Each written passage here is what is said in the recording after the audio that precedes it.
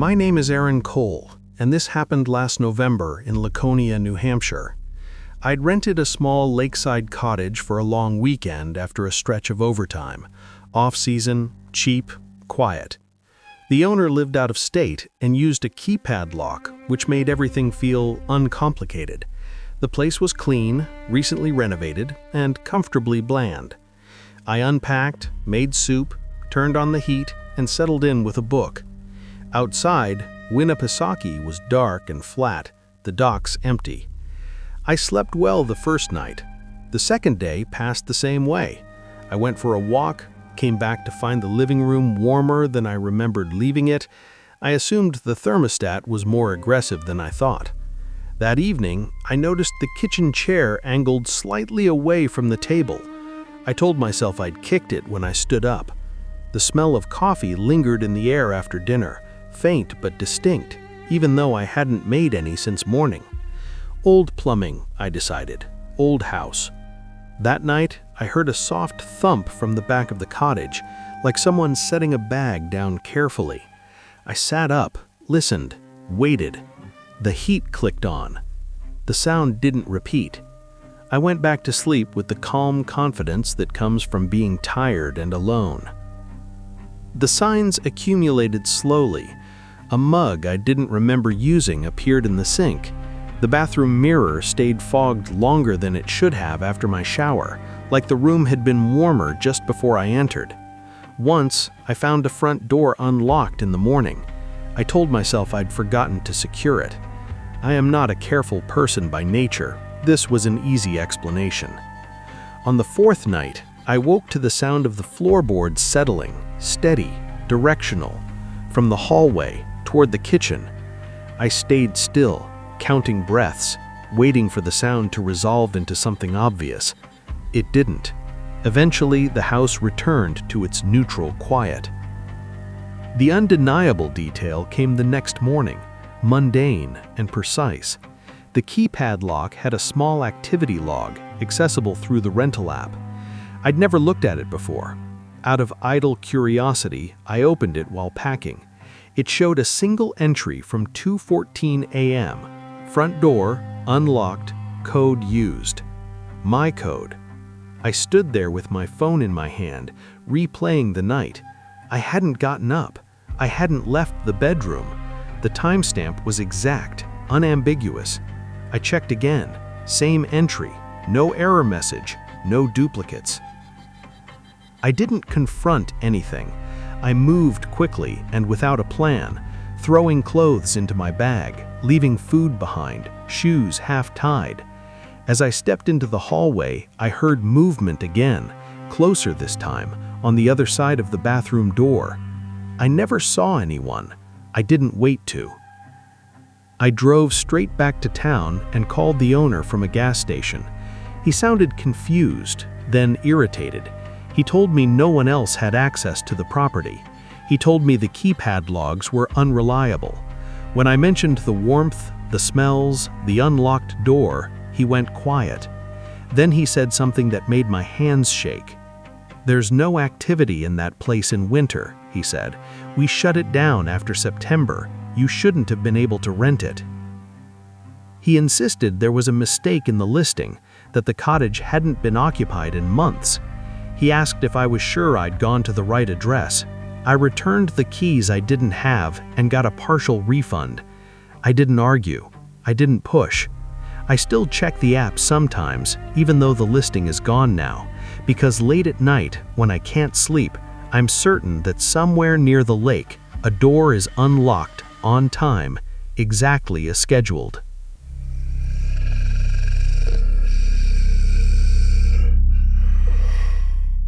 Last weekend, I drove up to Estes Park, Colorado for a hiking and photography workshop. I rented a small cabin on a mountainside through a vacation rental app. The host was mostly unresponsive, except through text, and had given me self-check-in instructions. At the time, I didn't think much of it. I was looking forward to a quiet weekend, me, my camera, and the mountains. My name is Jordan, and this is my experience. which is some sort of horrible or horror experience, which I don't even know till today. The drive up was unsettling. The road twisted and climbed steeply, fog hanging low between the pines. My headlights barely cut through it. The higher I went, the quieter it got. Too quiet. No birds, no wind rustling through the trees, just the hum of my engine and my own breathing. When I finally reached the cabin, it looked perfect. Small, rustic, tucked into the slope, a postcard view of the mountains. But the moment I stepped out of the car, I felt wrong. Something about the place didn't sit right. There was a symbol painted on a tree near the driveway. I didn't recognize it, just a dark, twisted design, faded but still clear. The mailbox was broken, leaning like it had been kicked, and there were footprints in the dirt leading right to the cabin. Not fresh, but not old either. Something or someone had been here. I told myself it was nothing, probably hikers or the wind, probably nothing. Inside, the cabin was clean, but cluttered in a way that set my teeth on edge. Figurines with blank, staring faces sat on shelves like they were watching me. Old magazines lay in piles on tables. I unpacked my camera and tripod, trying to focus on that. That's when I heard it. Soft scratching at one of the windows. I froze. My mind jumped to a raccoon, a deer, maybe even a branch brushing the glass. I told myself to calm down. I was just tired. By the time night fell, things started piling up. The lights flickered.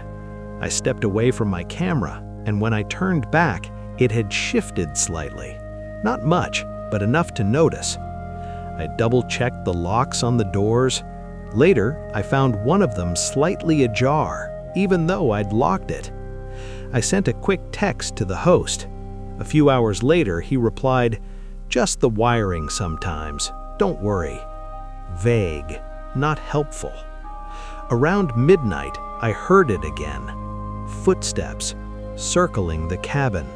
Slow, deliberate.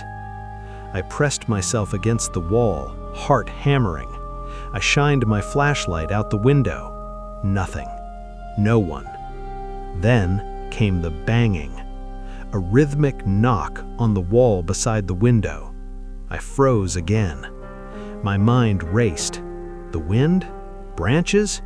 No. Too deliberate. I looked at my backpack.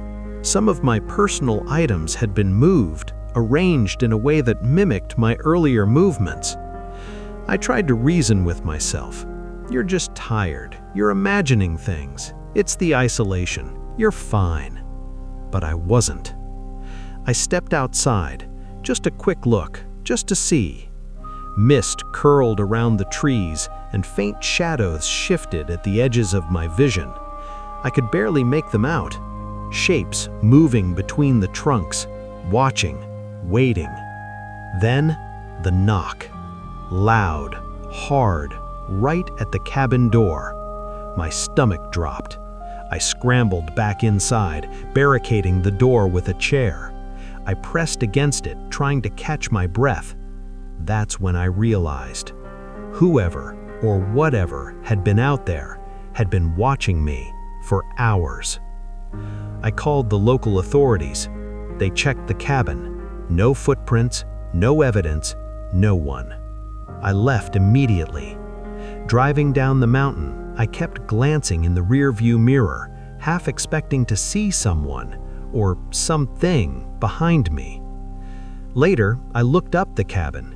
It had been listed under a different owner before me. There were vague, half-deleted forum posts mentioning strange disappearances near the area. Nothing official, nothing verified, but it didn't matter. I knew what I felt. I knew what I experienced.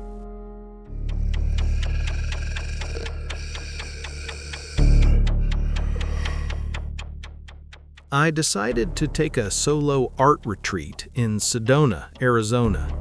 I booked a small studio apartment near some desert trails through a short-term rental app. Check-in was simple, a keypad on the door, code provided in the app. No host, no introductions, just self-check-in. I'm Riley, and maybe my self-retreat nearly got me killed. I arrived late in the afternoon. The desert stretched out endlessly, quiet, almost oppressive in its stillness. The sun was low, casting long shadows across red rocks and sparse scrub. I felt a thrill of inspiration, but also a little unease. There was something about the silence, like the land itself was watching. The first things that felt off were small, almost laughable. The keypad code was ridiculously simple, something like 1234. The Wi-Fi was named Quiet Desert, and when I glanced over at the neighboring homes, nobody seemed to be outside, or anywhere at all. Everything was still, almost unnaturally so. I unpacked my paints and brushes, set up my easel, and started working. Around sunset, I heard it, tapping at the window. Light, rhythmic. I froze, staring. The desert outside was empty. I told myself it was a branch, maybe a small animal, but my stomach sank anyway. The next morning, I noticed subtle changes. I had left my palette on a side table, and now it was slightly angled differently. A chair had moved a few inches. I was tired. I told myself I had done it without thinking. I dismissed it, for now. That night, the desert felt alive. Footsteps crunched in the sand, circling the studio. I pressed my ear to the wall, listening. Clicking, rattling, sometimes from outside, sometimes from inside. My mind kept jumping. I tried to leave for food, but the trail to the main road seemed off. Small rocks where they hadn't been, brush piled oddly, paths shifted as if someone had been rearranging them. It was impossible. Later, I noticed movement between the desert bushes, shadowy figures, fleeting glimpses just at the corner of my vision. Every time I stepped outside, even briefly, I returned to find something moved. A brush off the table, my sketch pad rotated slightly. Nothing overt, but it was enough. Cell signal was spotty. I tried to call the host. Nothing. The police? Only intermittent bars. My anxiety climbed steadily. I stayed inside, but the sense of being watched never left. Around 2 a.m., I heard the door handle jiggle. My heart hammered. I dropped to the floor and pushed a chair against the door, trying to steady my breathing. Scraping, footsteps, clicking, like nails on rock or metal against metal, continued outside. I couldn't see anyone, but I knew someone was there, waiting. I didn't sleep. At first light, I packed everything and left. I didn't even grab my paints. I drove straight to town, trying to shake the desert from my mind. Later, after I calmed down, I looked the studio up online. It had been listed under a different name before me. Some old reviews mentioned strange noises at night, but were dismissed as wind, wildlife, or imagination. My imagination? I don't know. I don't think so. The desert was beautiful, inspiring, but I can't stop thinking someone or something was there that weekend, watching, waiting, and maybe it's still there for the next person who thinks they'll be alone in the desert.